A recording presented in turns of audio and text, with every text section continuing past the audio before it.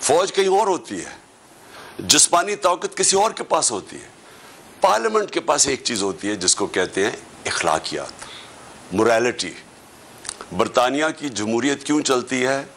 क्योंकि उनका जो वजीर आजम है वो सिर्फ एक कर देता है, एक कानून तोड़ता है जो यहाँ खबर भी ना बनती। वो ये कह देता है कि जी मैं कोरोना के दौरान हमने गेट टुगेदर कर दी, खबर भी नहीं बननी थी, उसके ऊपर उसको रिजाइन करना पड़ता है।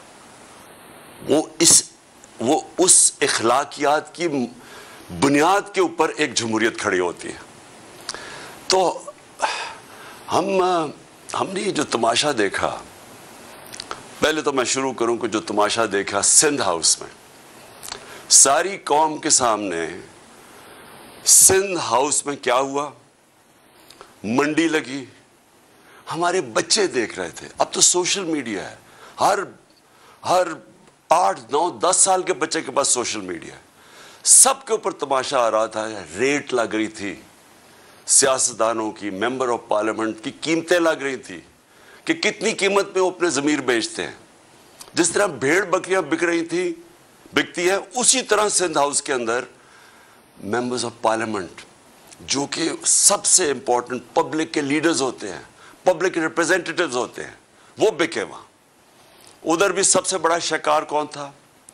इस मुल्क का वो नामवर डाकू आसिफ जरदारी, जो कि 30 साल से मुल्क को लूट रहा है, जेलों में भी जा चुका है, 14 साल से सिंध हुकूमत संभाल के बैठा हुआ है।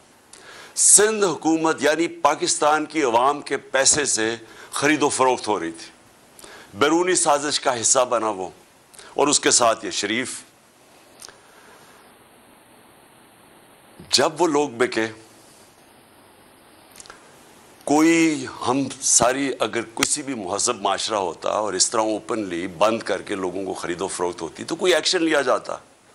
उससे पहले भी सेनेट के टिकट के ऊपर, जब सेनेट के ऊपर एमपीज को खरीदा गया, करोड़ों रुपया चला और पकड़ा गया यूसुफ रज़ा गिलानी का बेटा, पकड़ा गया रिश्वत देते हुए, कुछ नहीं हुआ। बड़ी देर लगी, यानी इतनी बड़ी गवर्नमेंट गिर गई। एक राहुल गांधी की स्टेटमेंट आई, उसने कहा हिंदुस्तान को, वो कहता कि आपको फौज की जरूरत नहीं है पाकिस्तान के खिलाफ, बस थोड़े अरब रुपए जमा करो, आप हुकूमत गिरा सकते हैं। शर्मिंदगी है हम सब के लिए कि हमारी ये कीमत रह गई। जिस तरह कभी किसी ने कहा था, एमल कांसी के वकील ने, कि पाकिस्तानी डॉलर्स के पीछे कुछ भी कर सकते हैं। तो फिर हुआ, मैं पब्लिक में निकला, आप सबके सामने पब्लिक में गया, पब्लिक को उठाया कि ये जुल्म है, पुरअमन एहतजाज किए, पुरअमन जलसे किए।